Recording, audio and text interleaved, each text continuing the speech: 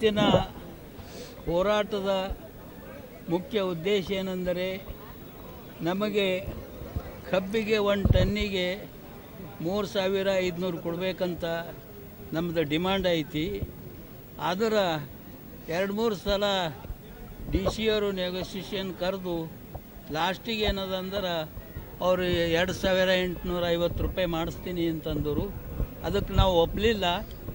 Last ಏನದ 3,000 ಮೇಲೆ ಚಿಲ್ಲರೆ ಏನಾರ ಕೊಡೋಂಗೆ ಮಾಡಿರಿ ಅಂತ ಹೇಳಿದೆವು.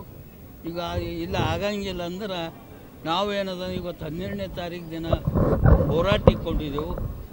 ಆ ಹೋರಾಟ ರೈತರ ಹೋರಾಟೇ ಬೇರೆ ಆಯಿತು.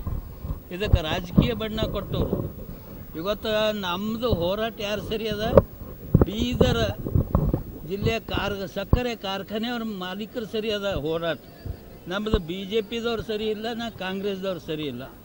ಇವರು ಎರಡೂ ಏನದಂದ್ರೆ ಮಧ್ಯೆ ಸೇರಿ ಇವರು ನಮ್ಮ ರೈತರಿಗೆ ಏನದಂದ್ರೆ ಒಂಥರ ಬದನಾಮ. ಇವ್ರು ಯಾವ ಪಾರ್ಟಿದವ್ರ ರೈತ ಸಂಘದವ್ರು ಒಂದಪ್ಲೆ ಕೆಲವೊಂದು ಮಂದಿಗೆ ಏನದ ಅಂದ್ರೆ ಅರ್ಥ ಆಗಂಗೆ ಇದು ಮಾಡಿಕೊಟ್ಟಾರ. ಅದಕ್ಕೆ ನಾವು ಅವ್ರಿಗೆ ಗೊತ್ತ ಅವ್ರ ಬೆಂಬಲಕ್ಕೆ ಏನದಂದ್ರೆ ನಾವು ಅದಕ್ಕೆ ಒಪ್ಪಿಗೆ ಕೊಡೋಂಗಿಲ್ಲ ಏನ್ರಿ.